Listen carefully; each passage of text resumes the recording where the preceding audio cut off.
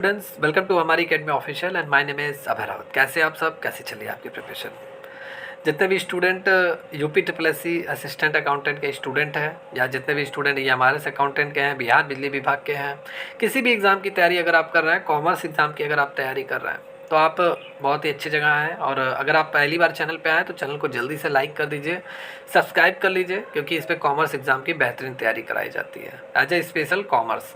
और जो हमारे पहले से ही सब्सक्राइबर्स हैं, आप सभी डेली बेसिस पे क्लासेस भी अटेम्प्ट कर रहे हैं, ठीक है या तो जितने भी ये जो क्लास है ये UP triple S C assistant accountant वालों की क्लास है।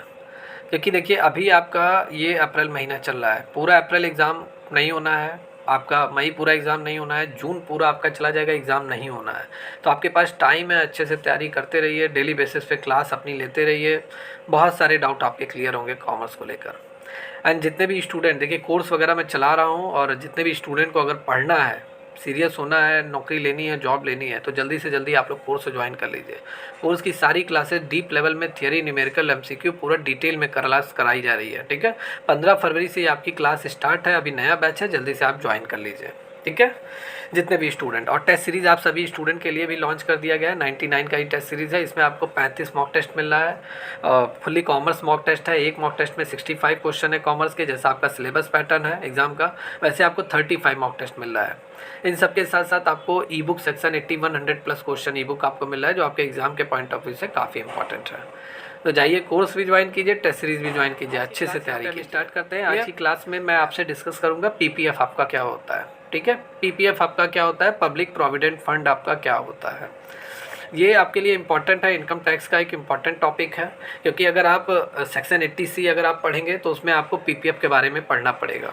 सेक्शन 80C क्या कहता है कि आपको 1.5 लाख की छूट मिलेगी, आपको 1.5 लाख का डिडक्शन मिलेगा, ठीक है। अगर आपने बहुत सारे स्कीम में, बहुत सारे गवर्नमेंट के प्लान में अगर आपने पैसे वगैरह जमा किया हुआ है, इन्वेस्ट किया हुआ है, उसमें एक जो योजना है या एक स्कीम है जो हम कह सकते हैं पीपीएफ, ठीक है। अगर आपने इसमें पैसा अपना जमा किया हुआ है, इन्वेस्ट किया हुआ है, और लगभग नॉर्मली जितने भी गवर्नमेंट एम्प्लॉय होते हैं उनका तो कट ही जाता है पीपीएफ, एक तरीके से उनका कंट्रीब्यूट होता रहता है, पीपीएफ में पैसा इन्वेस्ट होता रहता है।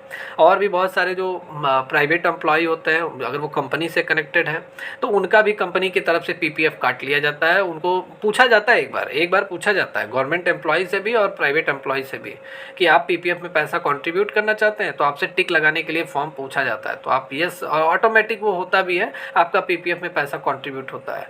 लेकिन अगर आप गवर्नमेंट एम्प्लॉय भी नहीं हैं, आप एक किसी कंपनी से भी नहीं जुड़े हैं, और तब भी आप पीपीएफ में पैसा जमा करना चाहते हैं, आप एक बिजनेसमैन हैं, ठीक है, बिजनेसमैन है, या आप एक नॉर्मल एम्प्लॉय भी अगर आप हैं, ठीक है, अगर आप पैसा जमा करना चाहते हैं पीपीएफ में, ठीक है, पैसा अपना इन्वेस्ट करना चाहते हैं पब्लिक प्रोविडेंट फंड में, टैक्स डिडक्शन का फ़ायदा लेना चाहते हैं, तो आपको पीपीएफ में पैसा इन्वेस्ट करना पड़ेगा और इसका अकाउंट आपको ओपन कराना पड़ेगा, और ये कोई भी करा सकता है। क्लियर। अब आइए मैं यहाँ पे डिटेल में क्लासेस में बात करता हूँ, इतना तो मैंने आपको ओरली बता दिया। क्लियर।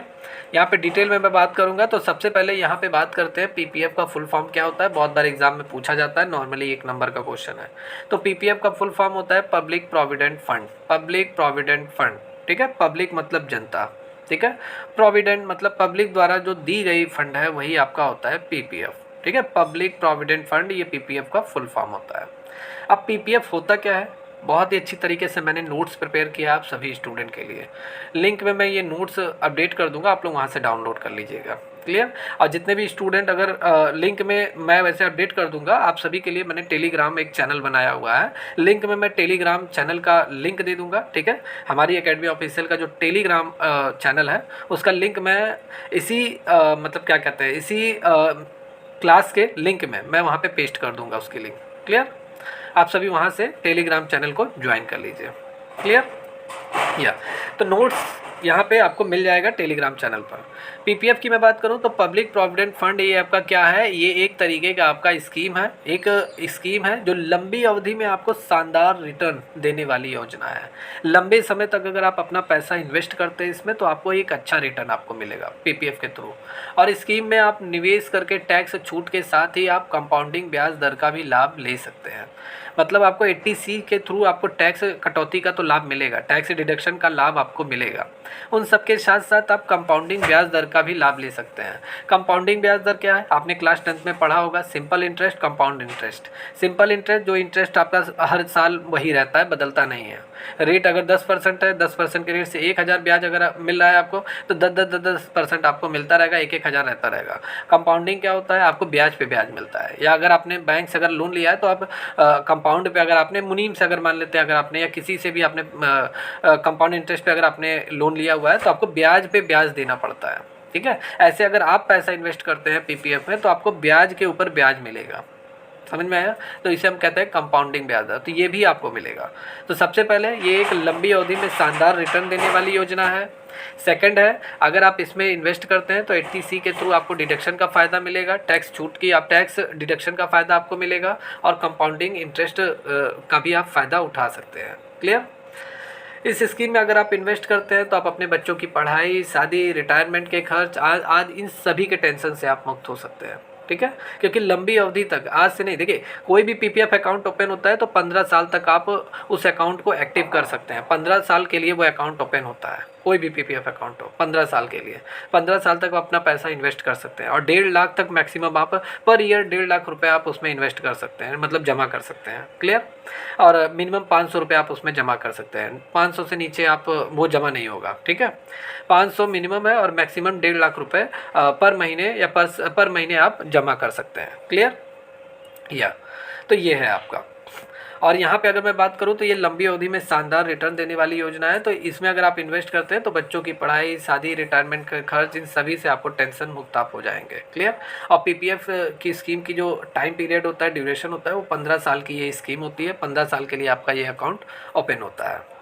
यहाँ पे अगर मैं बात करूँ कौन कौन खाता खोल सकता है पीपीएफ में, तो पीपीएफ में कोई भी नागरिक है जो इंडिया का रेसिडेंट है वो पीपीएफ में अकाउंट ओपन कर सकता है। 15 साल के लिए वो अपना पैसा इसमें इन्वेस्ट कर सकता है अकाउंट ओपन करके।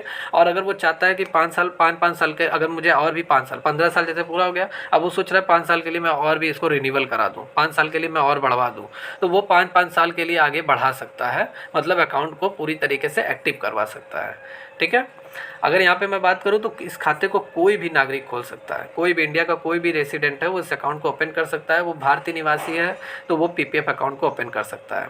अगर कोई इंडियन रेसिडेंट है, बाद में वो एनआरआई बन गया, ठीक है, एनआरआई मतलब नॉन रेसिडेंट ऑफ इंडिया, जो विदेशों में जाकर रह रहे हैं, अब इंडिया के नागरिक नहीं है, लेकिन अकाउंट खुलवाते समय वो इंडियन रेसिडेंट ही थे, तो खाता जब खुला है, जब तक वो मैच्योरिटी उसकी पूरी नहीं हो जाती, 15 साल नहीं हो जाता, तब तक वो उस खाते को मैनेज कर सकता है। क्लियर? तो एनआरआई पीपीएफ खाता नहीं खोल सकते हैं। बेसिकली एनआरआई पीपीएफ खाता नहीं खोल सकते हैं, लेकिन जो इंडियन रेसिडेंट है वो पीपीएफ खाता खोल सकता है। क्लियर?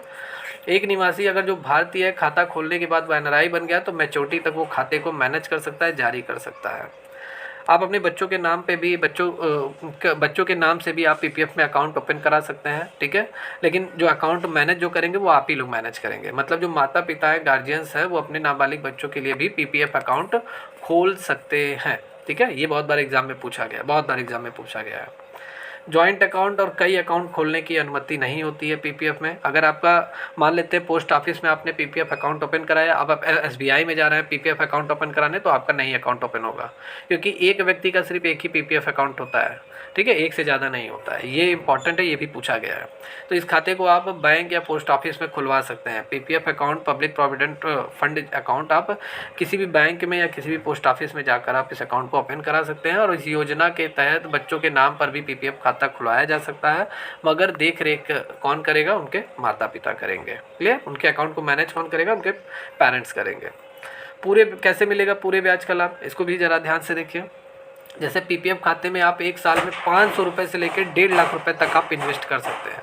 पूरे साल भर की मैं बात कर रहा हूँ, पूरे साल भर में कम से कम अगर आप 500 रुपये इसमें इन्वेस्ट कर सकते हैं, और अगर आपके पास बहुत सारा पैसा है तो आप मैक्सिमम 1.5 लाख रुपए तक इसमें जमा कर सकते हैं। ये पूछा जाएगा आपसे एग्जाम में। ठीक है, पीपीएफ में कम से कम हम कितना पैसा जमा कर सकते हैं पूरे साल भर में? तो आपको 500 पे टिक लगाना है।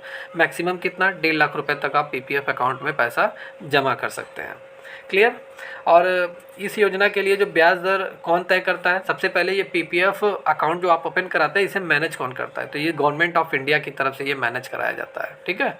गवर्नमेंट ऑफ इंडिया, भारत सरकार, इसकी जो आपको जो रेट मिलेगा इंटरेस्ट का, ये भारत सरकार द्वारा ये तय किया जाता है और ये क्वार्टरली किया जाता है, त्रैमासिक, मतलब 3-3 महीने पे डिसाइड किया जाता है। भारत सरकार का वित्त मंत्रालय तय करता है कि जितने भी गवर्नमेंट एम्प्लॉई हैं या प्राइवेट एम्प्लॉई हैं, ठीक है, उनको पीपीएफ पे जमा राशि पर कितना % ब्याज दिया जाना चाहिए, ये गवर्नमेंट ऑफ इंडिया तय करती है। क्लियर। वैसे बेसिकली अगर हम प्रेजेंट की बात करें तो 7.5% है आपको आपकी पीपीएफ इन्वेस्टमेंट पे, पीपीएफ डिपॉजिट पर जितना भी पैसा आपने जमा किया है आपको 7.5% की रेट से इंटरेस्ट मिलेगा। क्लियर।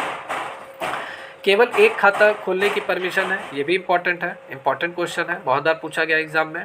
जैसे कोई भी एक खाता धारक है, कोई भी एक अगर अकाउंट होल्डर्स है तो वो सिर्फ अपने नाम से, जैसे राम अगर एक व्यक्ति है तो वो अपने नाम से सिर्फ एक ही अकाउंट ओपन करा पाएगा पीपीएफ का, चाहे वो किसी भी बैंक में, किसी भी पोस्ट ऑफिस में। क्लियर।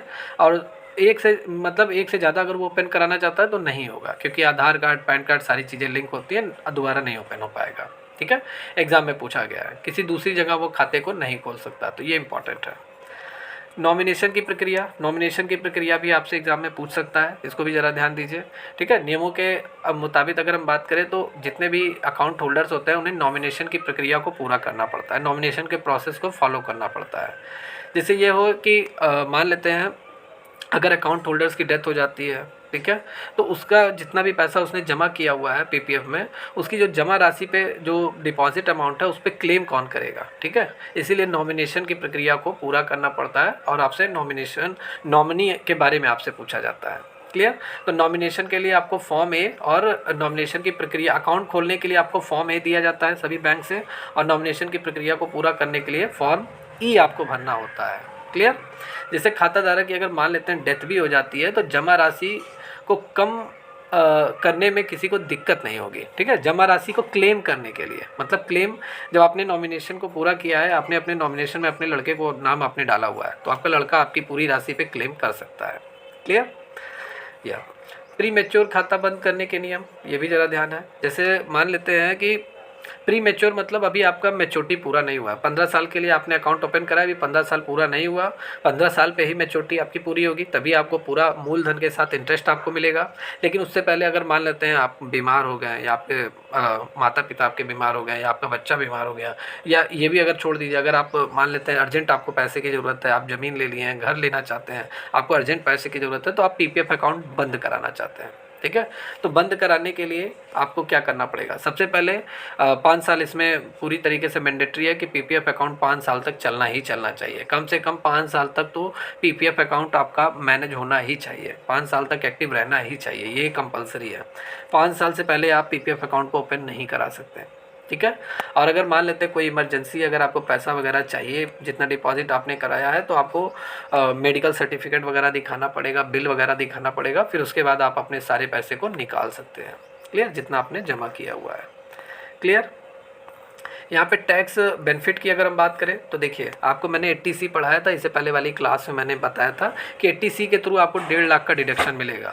तो 1.5 लाख के डिडक्शन में आपका पीपीएफ भी था, जैसे मैंने बताया था आपको, नेशनल सेविंग सर्टिफिकेट, पीपीएफ में आप पैसा जमा कर सकते हैं, ठीक है। बहुत सारी गवर्नमेंट की जो योजनाएँ हैं, ठीक है, उसमें अगर आप पैसा जमा कर रहे हैं, या धार्मिक संस्था में अगर आप जनदान वगैरह कर रहे हैं, तो आपको इसका लाभ मिलेगा 80C का। तो वैसे 80C के थ्रू, मतलब पीपीएफ खाते में जमा राशि को आयकर अधिनियम 1961 की धारा 80C के थ्रू, 80C, ठीक है, के तहत एक वित्तीय वर्ष में अगर आप 1.5 लाख रुपए तक की, ठीक है, आपको टैक्स में छूट मिलती है। 80C के थ्रू आपको 1.5 लाख की छूट मिलती है, टैक्स बेनिफिट आपको मिलता है। अगर आपने पीपीएफ में जितना भी पैसा जमा किया हुआ है वो आपका पूरा टैक्स डिडक्ट हो जाएगा, टैक्स में आपको छूट मिलेगी 80C के थ्रू। क्लियर, ये मैंने आपको पढ़ाया हुआ है। क्लियर। या तो ये आपका मतलब, अगर आप पीपीएफ खाते में सभी जमा राशि पर धारा 80C के तहत कटौती का दावा आप कर सकते हैं। जितना भी पैसा आपने पीपीएफ में जमा किया हुआ है पब्लिक प्रोविडेंट फंड में, 1.5 लाख मैक्सिमम है, 80C के थ्रू आप डिडक्शन की मांग कर सकते हैं। अगर आपका 1.5 लाख पूरा पीपीएफ में है तो पूरा 1.5 लाख 80C के थ्रू आप डिडक्शन की मांग कर सकते हैं अपनी टोटल टैक्सेबल इनकम पर। मान लेते हैं 5 लाख अगर आपकी टोटल इनकम, टैक्सेबल इनकम है, और 1.5 लाख आपने पीपीएफ में जमा किया हुआ है, तो 1.5 लाख का आप डिडक्शन सीधे मांग सकते हैं। फिर आपका 3.5 लाख हो गया, ठीक है। 3.5 लाख पे आपको 50,000, 3 लाख तक तो नील ही रहेगा, 50,000 पे आपको टैक्स पे करना रहेगा। क्लियर। या और भी मैंने यहाँ पे ऐड किया हुआ है, ये भी ज़रा देख लीजिए। 80C के थ्रू सभी निवेश साधनों सहित प्रतिवर्ष 1.5 लाख रुपए की कटौती की अनुमति देती है और पीपीएफ खाते पे कर लाभ का भी फायदा आपको मिलता है। क्लियर?